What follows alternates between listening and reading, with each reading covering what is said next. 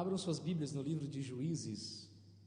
Enquanto você o faz, eu quero expressar a minha alegria de estar outra vez com os irmãos. Ontem estávamos aqui no encontro, no bate-papo com homens, um momento muito bom, muito edificante, e louvamos ao Senhor que nos concede a alegria de outra vez amanhecermos e poder estarmos na casa do Senhor, celebrando o seu santo nome. Minha esposa me acompanha, desde sexta-feira estamos na cidade, viemos atender o convite do pastor e também visitaram a igreja com a irmã nossa, e nos sentimos felizes por poder pregar a palavra de Deus no meio de uma igreja que sempre demonstrou muita sensatez, muita maturidade e busca por conhecer a palavra. Vocês estão de parabéns pelo pastor que vocês têm, é um pastor jovem, não posso dizer que ele é outra coisa, porque eu também tenho a mesma idade dele. Se eu disser que ele não é jovem, eu estou me comprometendo.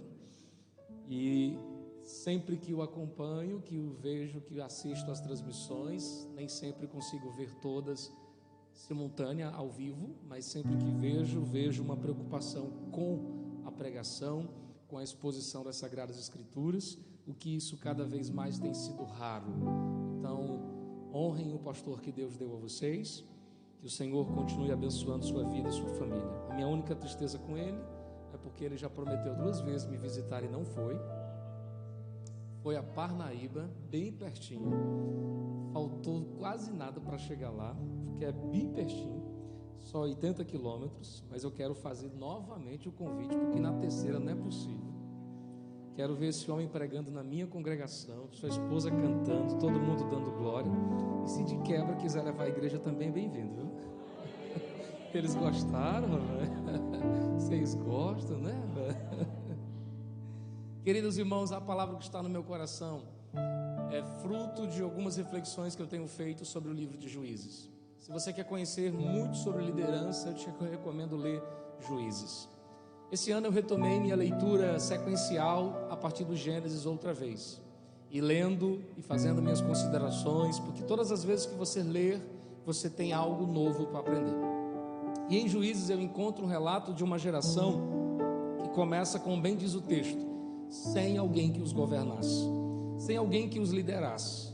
Então o livro de Juízes passa a descrever uma história, um tempo onde não se data aproximadamente quantos anos, mas um tempo em que as pessoas ficaram sem saber para onde ir.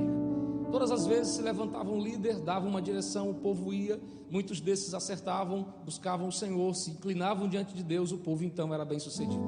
Mas morria o líder, o povo também morria na sua direção, perdia seu rumo, seu alvo, e o povo ficava à deriva, se curvando diante de outros deuses, diante de outras coisas, e só perecia. Não é à toa que o livro de Juízes vai falar de muitos líderes, mas encerra dizendo que não havia ninguém que os governasse.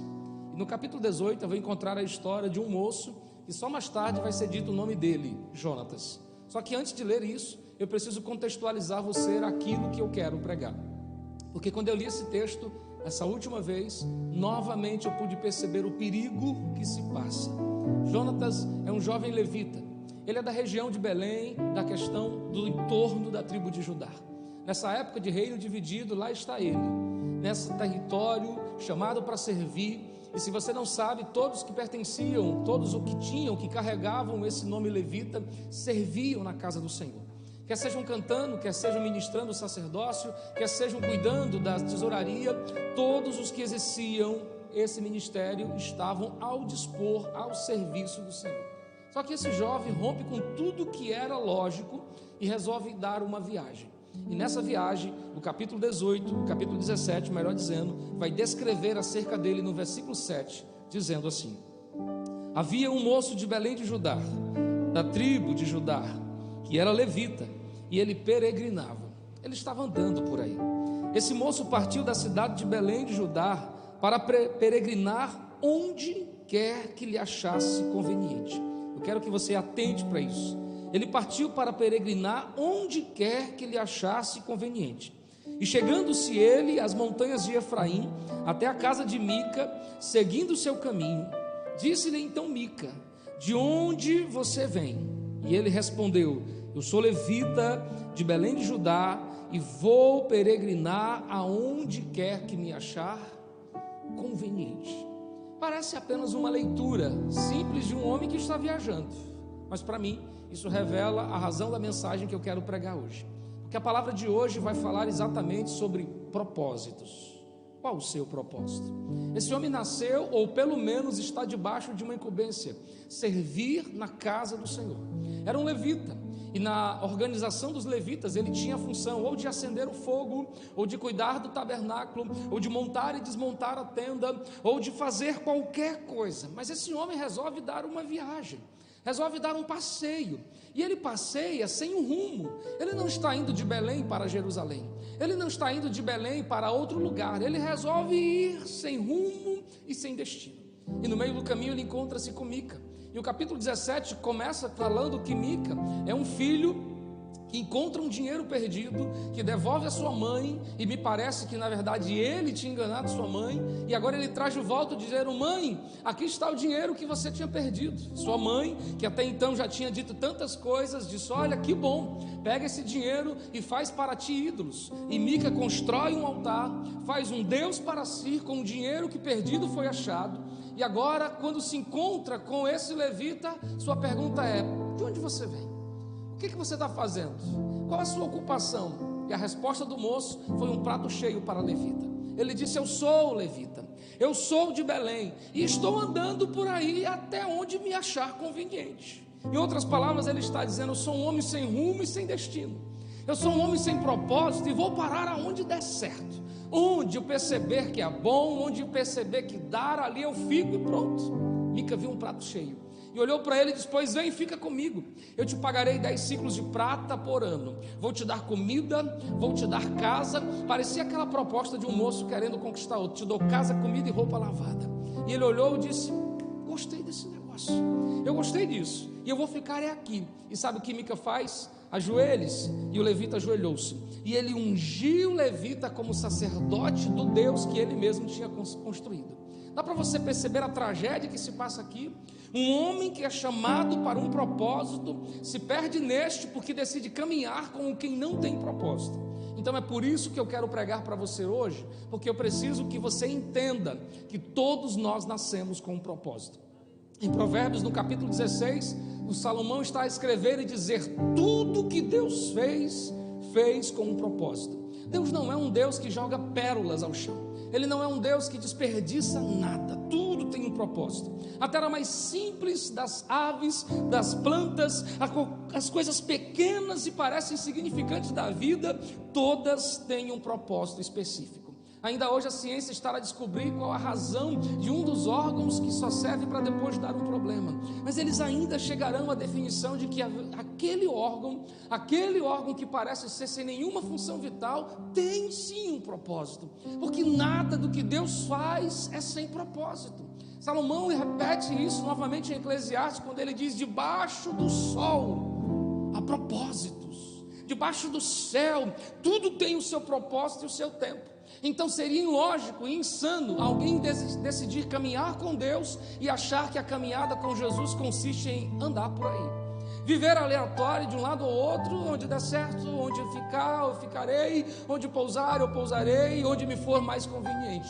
Isso não deve ser assim, mas na verdade tem sido assim, porque a geração de hoje é o retrato da geração desse moço, que mais tarde seu nome vai ser revelado, chama-se Jonatas. Jonatas é um homem sem propósito, e a geração de hoje é tal qual, uma geração de cristãos que nasceram com um propósito, mas vivem como que se não tem.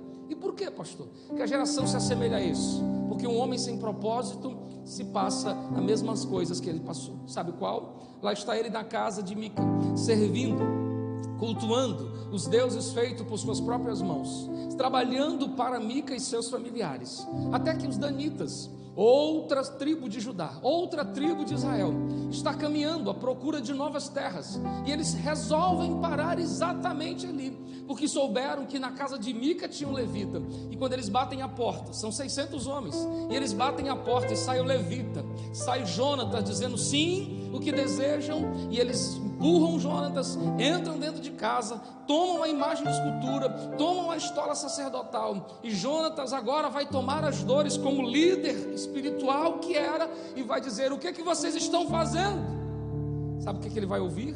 Capítulo 18, versículo de número 19, eles disseram: cale a sua boca e venha conosco. Sabe por que esses homens estão dizendo isso para ele? Porque um homem sem propósito é um homem sem autoridade, um homem que não tem autoridade sequer para falar. E mesmo que ele tenha se posicionado frente aos 600 que estão à sua frente, a resposta é: cale-se, põe a mão sobre a sua boca, fique quieto e nos acompanhe, é o melhor que você tem a fazer. E o homem sem propósito também é um homem sem autoridade. E isso me faz crer que a geração de hoje é uma geração que se perde, sem saber qual o propósito do que estar a fazer, ou por que estar aqui. Porque a geração de hoje tem sido assim, uma geração sem autoridade. Não é porque não falamos de Jesus, as pessoas não conseguem acreditar em nós, não é porque não temos uma boa pregação, as pessoas não conseguem reagir à nossa fala, não é porque nós erramos a hermenêutica do texto, não, porque não precisa ser bom de teologia para levar outra pessoa a conhecer Deus. Sabe por que as pessoas não conhecem o Deus que nós tanto falamos? Porque nós falamos como quem não tem autoridade. Falta-nos autoridade, porque estamos dentro da igreja sem descobrir o propósito porque estamos ali. Estamos servindo ao Senhor sem perguntar o porquê estamos a servi-lo. E uma geração sem propósito é uma geração sem autoridade. É uma geração que se inclina e se cala, e quando não se cala espontaneamente, é calada forçadamente. É isso que nós estamos a ver e visualizar em tempos presentes, uma geração calada, porque é uma geração que não tem autoridade. E a sua falta de autoridade é porque é uma geração que perdeu o seu propósito.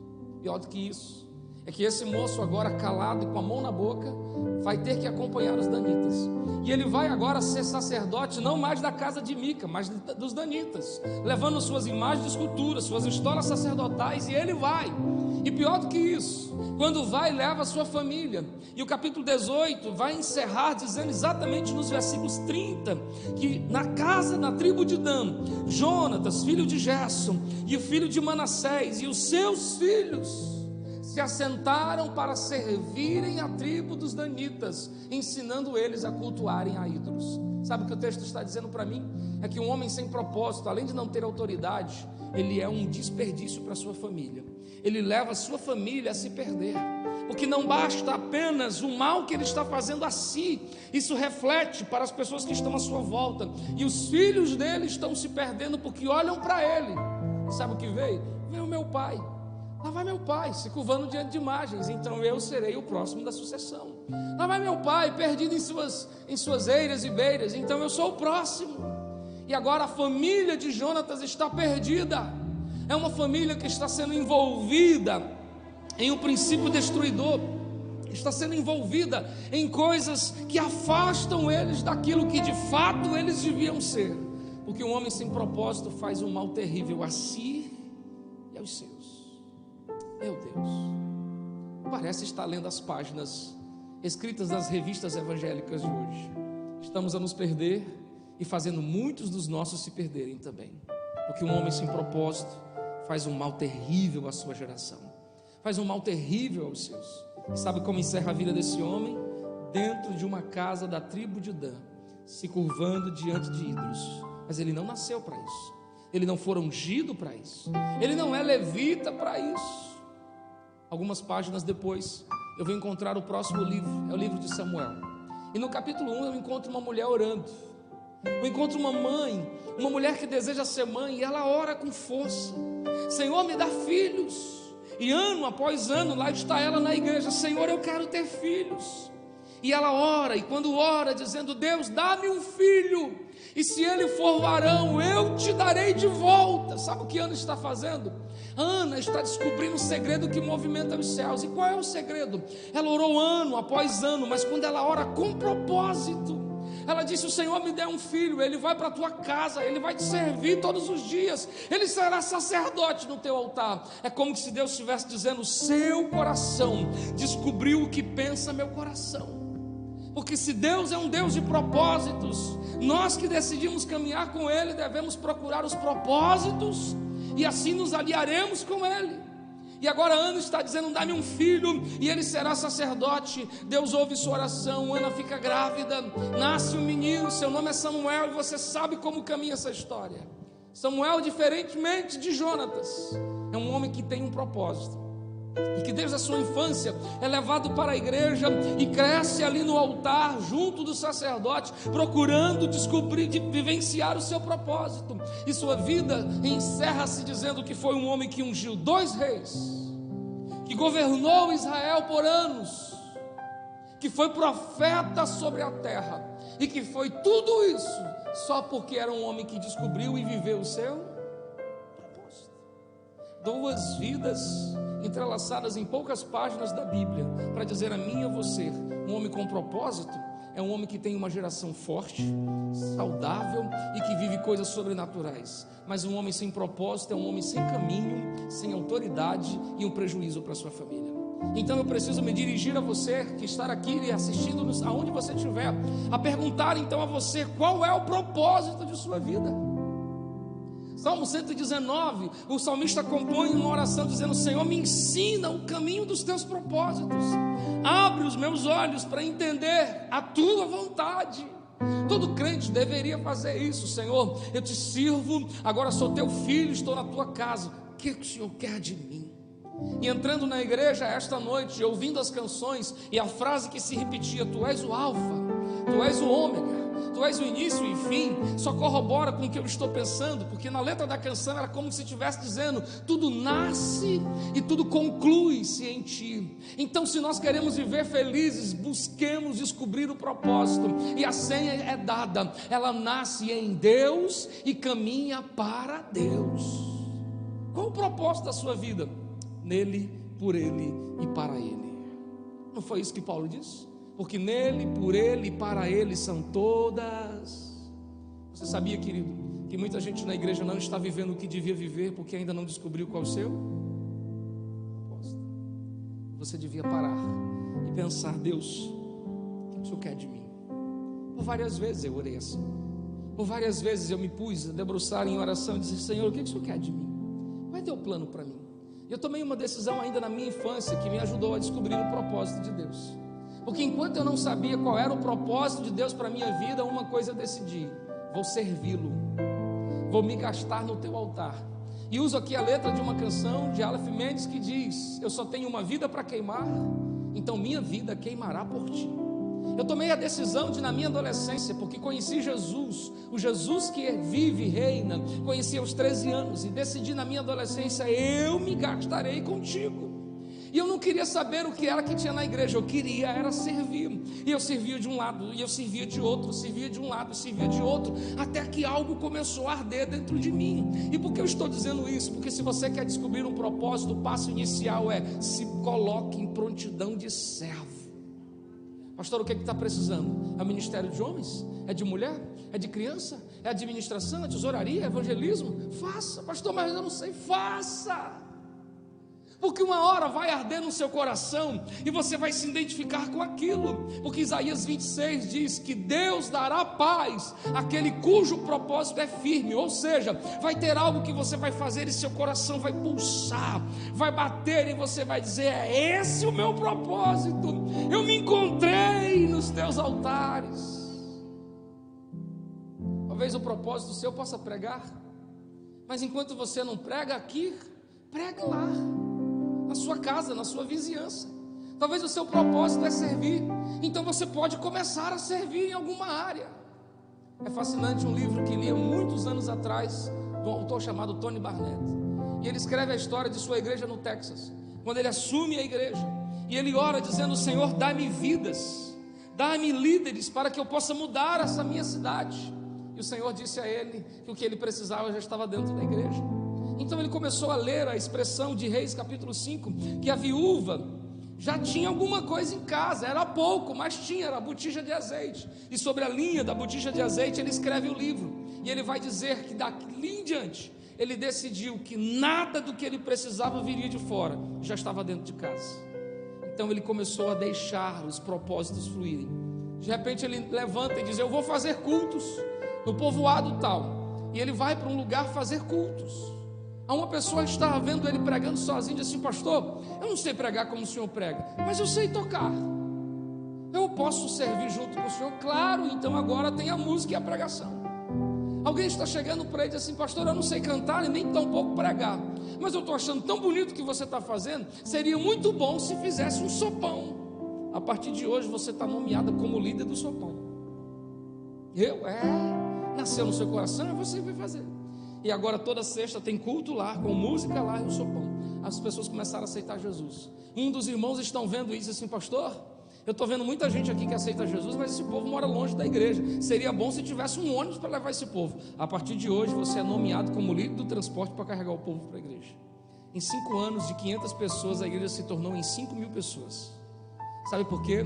Porque Deus coloca coisas no coração das pessoas. E quando Deus coloca coisas no coração das pessoas, é dizendo assim: esse é o propósito para o qual eu te chamei. Então vai sim, vá. Você não precisa de muita coisa, você só precisa de disponibilidade.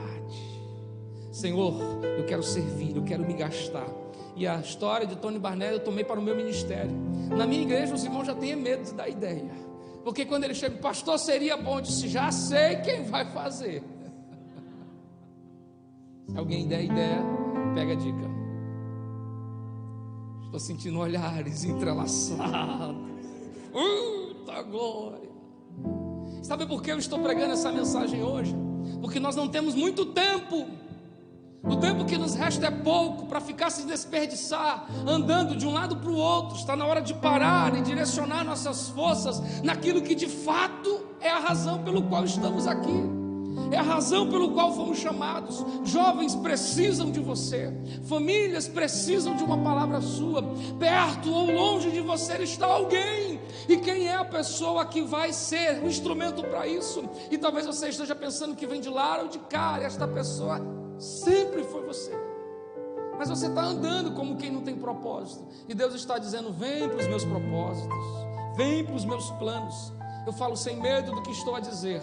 Deus tem colocado no coração de vocês coisas e pensamentos, ideias e projetos, mas muitas das vezes a timidez, o medo de não dar certo, faz com que você se omita. E se você não sabe, omissão é a mesma coisa que falhar a missão. Então, se de um jeito ou de um outro eu estou errando, é melhor errar tentando acertar.